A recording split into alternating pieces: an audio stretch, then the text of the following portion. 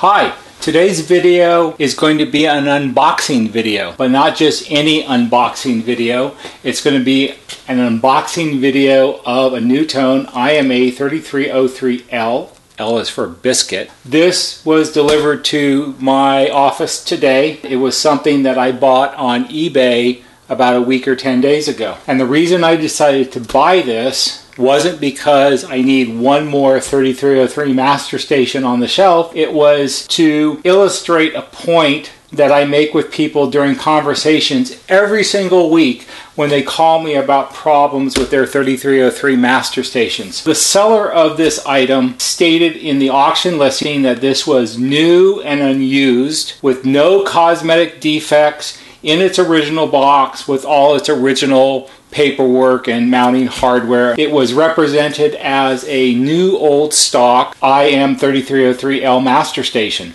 And I have conversations with people all the time about this. They call me to find out about having their units repaired, and sometimes they'll say, well, maybe I'll just buy a new one on eBay. And then I explain to them that the 3303s were discontinued at the end of 2007, and at this point anything that's sold as being new or new old stock you have to be somewhat suspicious of because you don't really know what you're getting. But we'll get into that a little more as the video goes along. This was delivered, it was packed in another outer box, so this is the original box that came from NuTone. If we look here on the label, we can see that it was originally shipped by NuTone in Cincinnati, Ohio to a company called Systems Depot, which is in Marietta, Georgia. And if I'm not mistaken, Systems Depot is a NuTone distributor, so they bought it direct. And actually, if we look way down here on the label, which is a little hard for you to see, the coding on the label shows that it was printed in April of 2004. And up here on this other label, which is one that UPS applies as they ship boxes, it shows actually July 16th, 2004. So this unit was ordered from NuTone in 2004, which makes it just a little bit over 12 years old. The point of this video is we're going to unbox this unit and we're going to see if we can tell if it's truly new or not as it was represented. Now in the eBay listing, they had opened the box because they had to take pictures of the unit, and that's fine. I don't have any problem with that. Anybody who sells on eBay knows you have to take pictures, so opening the box is fine. But let's look at a couple things on the outside of the box before we actually open it up.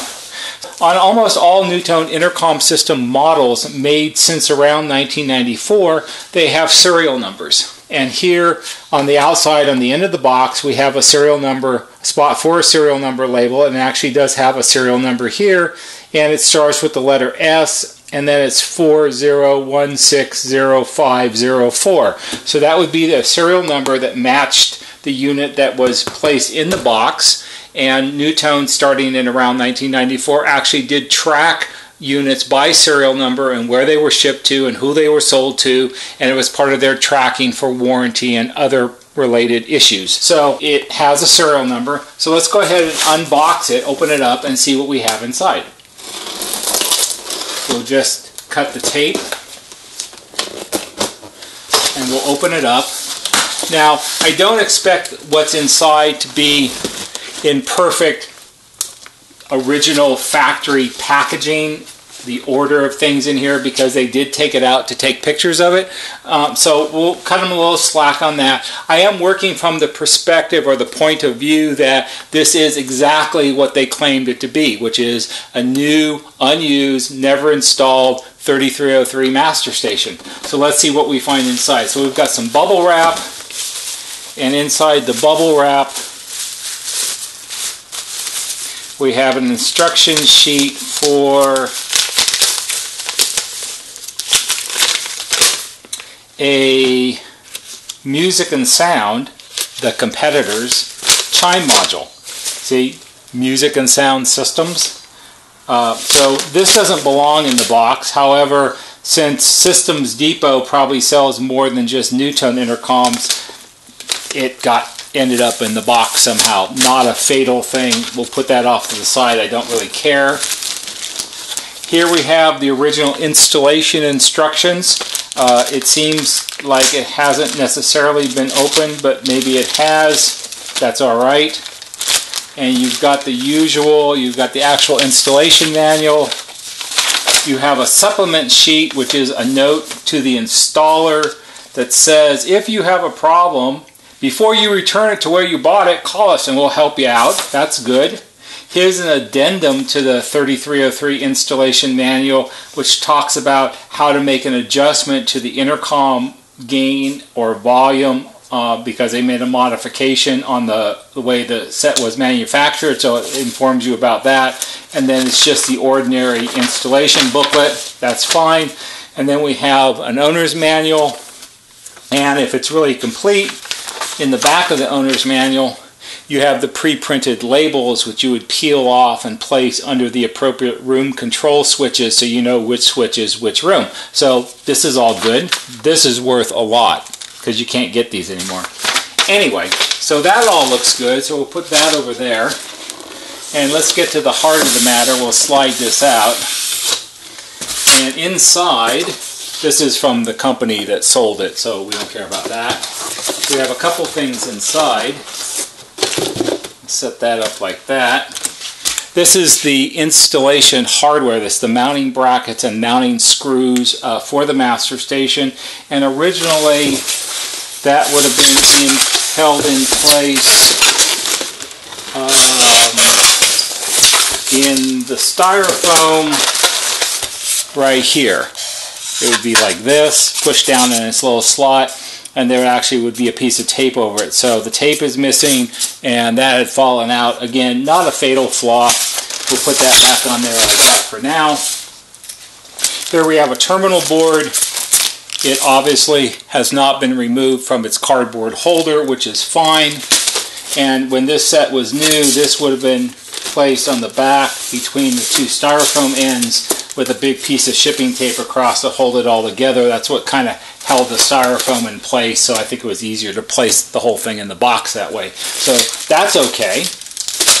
And then we'll take the styrofoam ends off, and they're styrofoam ends, so nothing wrong with that. Now let's get to the heart of the matter, the master station itself. So it's in a plastic bag. Is it the right plastic bag? Maybe. I can't say that I can tell you with any amount of certainty. It's been a long time since I opened one of these up from back in the day, but we'll give them the benefit of the doubt and say it's the right plastic bag. So here we have a nice 3303 or an IMA3303 biscuit master station. On first glance, it looks clean, could possibly be brand new. We're going to find out though. So one of the first things, the other thing that was in the box is this. This is the warranty card, homeowner warranty registration card. And on here is a serial number which should match the serial number on the end of the box that I showed you earlier, right here. So it's S40610504, which matches the number on the box. So the card belongs to the box. That's good. So I think we can get rid of the box for right now. And on the back of the unit, there may be a serial number, but the serial number sticker on the board is the serial number of the board itself, not of the unit as a whole. If you want to find the serial number for the entire unit, you have to look inside the little door. And so in here, inside the left-hand door, here it says IMA3303. It would not denote the color, typically just the actual model. And inside the door, if you can see here, right here, is the serial number. And the serial number is S40610504, which happens to match the same number that's on the registration card, which matches the number on the box. So this is a complete set. This master station goes with this card and was placed in that box when it was brand new and shipped to Systems Depot. So that's all good. It's a matched number. It's like vintage cars. If you buy a Corvette, you want the chassis number and the engine block number to match, because then you know that engine was put in that car when it was made, and that makes it worth more. So here we have matching numbers 3303. That's all good. Now let's take a look at it and see if it is new and never been installed. Okay, so the first thing we'll do is we're going to put the plastic down because we don't want to scratch it. And I'm going to tip it up a little bit for you so you can see it a little better. Okay, so the first thing you look at, or the first thing I look at, and I've personally have unboxed hundreds and hundreds and hundreds of 3303 master stations when they were in production to install them, and I know what they're like when they come out of a box brand new. So first thing I notice is on this end you have these black ribbon cables, and you have the wires that connect to the transformers. Okay, when this was new and it came out of the factory, these would all be bundled together neatly, or reasonably neatly, and there would be a piece of heavy paper wrapped around them with tape, and it would identify these as the interconnect cables, so they would be held in place by the paper like this. So the paper is missing. And that's an important clue, because why would the paper be missing if it's never been installed and it's brand new? Well, maybe it fell off or something, I don't know, but it's not there. So that's one tick against it. The next thing I see right off the bat is the leads that go to the transformers. So again, having hooked up hundreds and hundreds and hundreds of transformer leads on 3303, I can tell you for a fact that when these are brand new, they're not bent over and frayed. And so let's zoom in a little bit on this and I'll show you what I'm talking about. Okay, so in this close-up shot, I put this piece of cardboard here to make it easier for you to see. And this is exactly as these came out of this box. You can see here how the end of the wire is bent over like a hook, as if someone were going to take it and wrap it around underneath a screw. And this one, although it's not bent as much, you can see how the wire is kind of frayed and flattened, also from being hooked or tightened down underneath a screw. And then the other two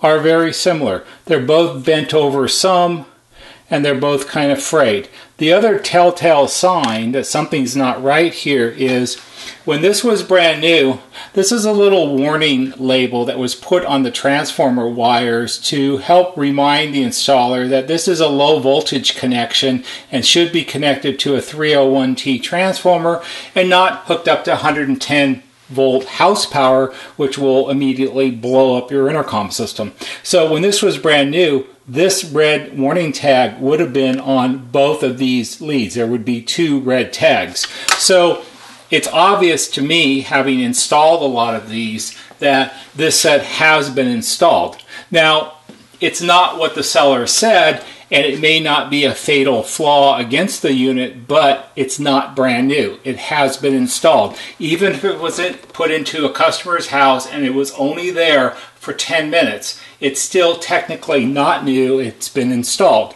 Now I'm going to show you another way that you can tell that that would be the case. Another real telltale sign of units that have been installed at some point, especially if it's for more than the 10 minutes I just talked about, is there would be a certain amount of sheetrock dust that would be on the back of the unit. I don't care how clean a construction site is, and I don't care how good of a job an installer does. When a new home is being built, there is a certain amount of sheetrock dust that happens. Now this unit looks really clean. I don't see any signs of sheetrock dust at all. I did notice that here on the top of the tuner can, which is this right here, there is a little bit of white dust, which could possibly be sheetrock dust. And there's also a little bit of discoloration on the metal can here. But if you take into account that this unit was manufactured probably 12 years ago, even if it was brand new and it sat in its box on someone's warehouse shelf for 12 years, the metal could possibly discolor. So we won't hold that against it too much. It is clean, which is nice, but I'm going to show you another thing that I noticed that tells me that I know for a fact that this unit has been installed. In fact, we can look at the back and then we'll look at the front. So it's a little hard to see, but right here, this is the back. We're looking at the back of the faceplate, and this is the area that would rest against the mounting bracket that would be screwed to the IR104 rough end. And right here through the hole, you can see the screwdriver come through. This is where the mounting screw from the front of the unit would go through and screw it into the mounting bracket to hold it against the wall. So this round area right here sits against the mounting bracket, and this area on this side, it's marked up. It has dark marks on the plastic, which would typically happen when it's pushed up against a metal piece and it's marred the finish. So let's go ahead and turn it over and look at the other side and see what we see. So while we look over the front of the unit, it's very clean. There is a little bit of white powdery residue between the clear plastic lens of the clock display and the actual front of the display itself. It's in between the clear panel and the display, like it's trapped inside. Once again, probably sheetrock dust. And this area is fairly well sealed. You have to disassemble the entire set to take the display board out to get to it to clean this away. So dust has made its way into it. Since it's little white particles, I suspect sheetrock dust. The faceplate is very, very clean. There's a little bit of smudgy stuff here, but that's like from tape or something that'll clean off. But the real dead giveaway here is the other side of the mounting screw openings. There's one here and there's one here. And when these are installed, see if we can get a little closer on that. Okay, so we're looking at the left-hand faceplate screw opening, and if you look carefully, and I know it's kind of hard to see on the camera, but the perimeter of the round opening is actually somewhat marred. And if you look down inside where the head of the screw would rest against the plastic faceplate to push it into the mounting bracket to hold it in place, it's marred up from the back of the mounting screw being tightened against it. And this is unmistakable. This unit has been installed evidence. This is not a brand new unit that's never been installed. It may have only been installed for 10 minutes, but it was installed. This type of marking that happens on the plastic, this only happens when you tighten a faceplate screw down. If we look at the other side, you can actually see, or at least I can actually see, there's actually a gouge in the plastic right here, and the perimeter of the opening is somewhat flared out. And that would be very typical of what happens when you run the faceplate screws into the mounting brackets and you use a cordless screwdriver. And you don't need to ask me why I know that, but I do. One of the rules here was always that faceplate screws should be put in with regular screwdriver, not with a cordless drill, but try to get an installer to follow that every time. So this unit was obviously installed. Again, it may have only been for 10 minutes, but it has been installed. So new and unused, never been installed. Wrong, not the case. So now what we're going to do is we're going to hook it up and see if it actually works. And this is actually rather the point of the video. A lot of people who contact me who have the really good idea of, I'll go on eBay and buy a new old stock master station and that will solve all of my problems because it will be brand new. That's not always the case. What I always tell them is, if you're going to buy something like this on eBay, make sure you're buying it from a reputable seller, and that if there's a problem with it and it's not as they stated, that you can actually return it, because this was not an insignificant amount of money. I spent the money to buy this primarily to make this video, to warn people of what can happen. They're not always new. At the end of the video, I'll tell you how I think this unit came to be, but first we're going to hook it up and see what we get. Okay, we're back. So I've got the IMA3303L hooked up, and I just hooked it up to a little minimal sort of system just for testing because we're not too concerned about hooking it up to 5 or 6 speakers. If it works correctly, it'll work with 1 just like it would work with 9. So I just have one inside station. I have it connected to a door station over there where you can't see. I have it wired up to the shop terminal board, and I have it powered off my shop power supplies, and I have a standard NuTone antenna plugged into it. So it's the most minimal of systems that it could be. I suppose I should get a Chime module for it also. Hold on, I'll be right back. Okay, so I've got a Chime module too. So we'll plug that in, because we should check and make sure that the Chime input does work, because that is a failure point on 3303 sometimes. So we'll plug that in and set that over there. Okay, I powered it up. It powered up correctly. There isn't a lot to see on the power up, so I didn't think anyone would care. I didn't bother to set the clock, but we can do that now. We'll just change the hours and minutes, and that's fine. I did preset some AM and FM radio stations into it, so we'll go ahead and turn it on manually first. Here, and I said, well, you can look me up as well, work at a radio station. I would never, steal or lie or do anything. We can change the stations, and that's fine. We'll do FM.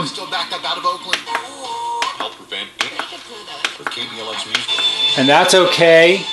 So we'll go ahead and try the remote radio or audio control from a remote speaker. So if we push the end call button down and hold it down, it'll show IC on the display. And that doesn't seem to be working. Let's make sure the little switches are in the on position.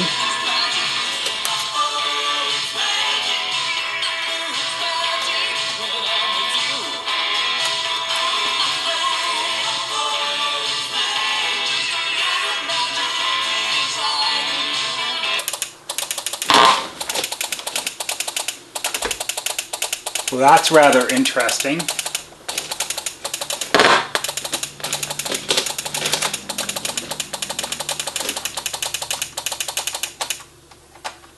Okay, so an IMA3303 has remote radio control feature, and how that works is from any remote station on the system that's connected to the system, if you push and hold down the end call button, you can do a couple different things. You can push and hold it down for 4 seconds, and if the radio is turned off, it will turn the radio on throughout the house, and each time you push it once quickly, it will scroll through your preset radio stations. It'll go from AM1 through AM6, and then up to FM1 and FM6, and it goes around and around and around. And then when you're done listening to the radio, if you push and hold down the end call button for 4 more seconds, it will turn the radio off throughout the house. So that's the remote radio control feature. On the back of the master station, there are 2 small switches. One of them is for the remote on-off feature, and the other switch is for the radio scan feature. And you can choose to enable those by turning the switches on, either one or both, or you can disable them by turning them off, either one or both. So they were in the off position, and when I moved the first one to on, it's alright, and now we can, no, it still doesn't work. And when I turn the second one on,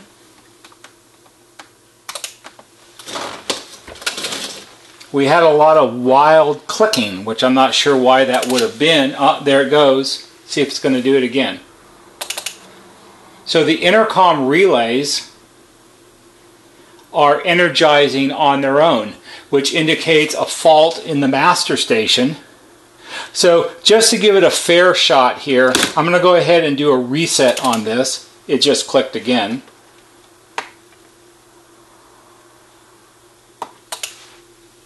Alright, so now it reset. We have flashing 1 o'clock. So let's see if we can turn the radio on. No, that's not working. Let's check our switches one more time.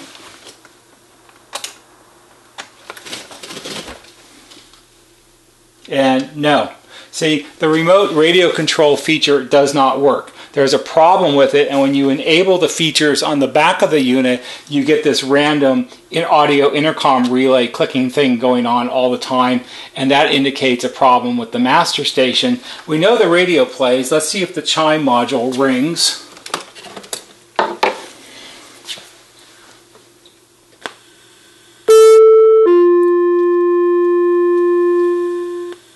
That was a little loud.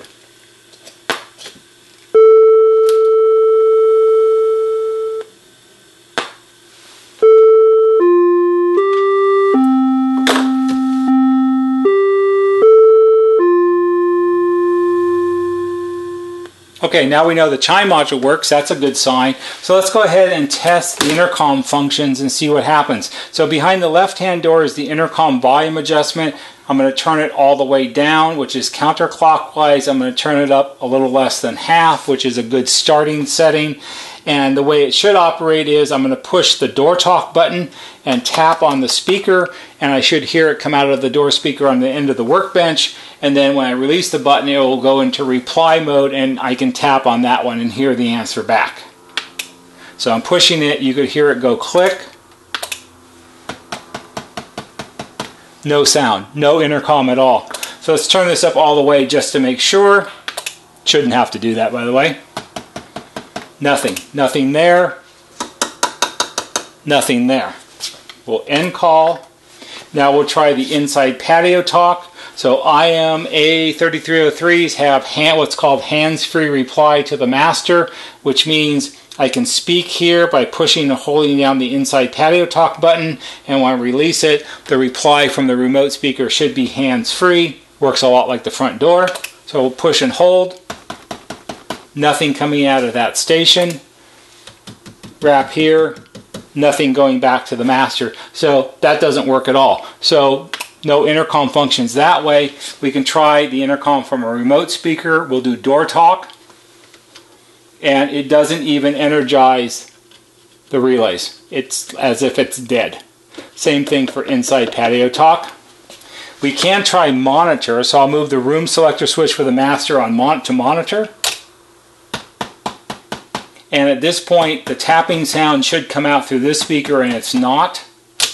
And we'll do the reverse. We'll put the remote station on monitor. Nothing.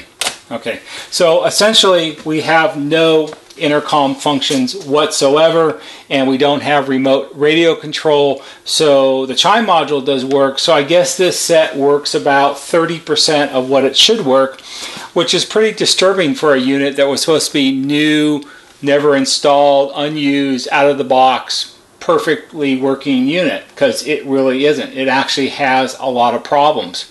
This is the point of this video. You're buying a pig in a poke. You don't know what you're getting. You're going on what the seller described as a new and unused unit, never installed, in perfectly working condition, and it's really not very close to that at all. It has a lot of problems. That's why I decided to make this video.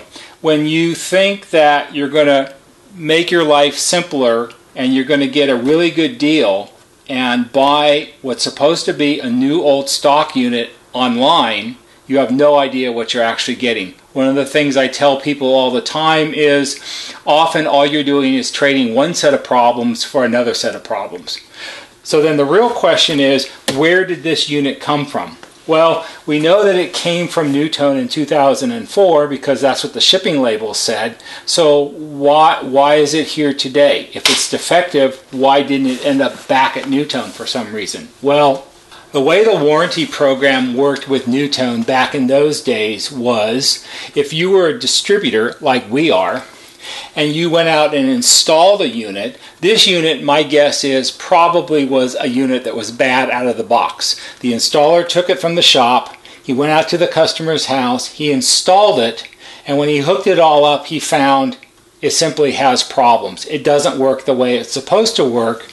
That's always a very disappointing thing to have happen on an installation. Perhaps it was in a housing tract and it was one of hundreds of units they were installing. And so he left it in the wall so people wouldn't get too upset. And they made arrangements to go back in a day or two with another unit and swap them out. That would be my guess.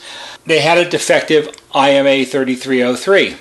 What you were supposed to do is contact NuTone, and you would give them the basic information, and they would send you a replacement unit under warranty. It would be brand new in its own box, and then they would arrange a week or 10 days later, they would send out a UPS call tag and have the defective one picked back up. Well, there were many times that NuTone never issued the call tag, and a defective unit could sit on your shelf sometimes for a year or two, and eventually everybody just lost interest in it because it had been there for so long, and NuTone lost track of it and it never got picked up. And I'm pretty sure that's what this unit probably is. It's a bad out-of-the-box unit that never was sent back to NuTone. It sat on the company's shelf in their warehouse for years probably, and at some point they cleaned out their warehouse, and maybe they knew it was defective, maybe they just got rid of a lot of stuff, maybe they donated it to some reuse kind of place for a tax write-off. I don't know how that all happens, but by all appearances, it seems like it's almost brand new. To the untrained eye, it would be considered maybe brand new, but it's got problems. If you bought this from a seller on eBay, you could easily have paid, I've seen these sell for anywhere from $600 to $1,200, which is not cheap. It's a lot of money. And if it's not a good seller and they give you a hard time about it, I know eBay is good about returns and everything, but it's a real giant hassle. So what I'm going to do, since this is a defective unit, I'm in a little bit of a different situation than most of you watching this video because I actually know how to fix this. And this is not something that the average homeowner can do. So I'm going to contact the seller of this unit. I'm going to document the problems with it, possibly with this exact video, and tell him, hey, I'm willing to keep it, but at a much reduced price because I'm going to have to put in my time and effort to repair it. And then it's a repaired unit and the value is much less, and we'll see what kind of deal we can make. So the moral of the story is, there's no free lunch. There's a lot of ins and outs to buying things on eBay. There's lots of ins and outs of buying things that are supposedly new old stock. Oftentimes they're not, but to the untrained eye, you may never know that. If you buy this kind of stuff on eBay, be very cautious and be very aware of where you buy it from.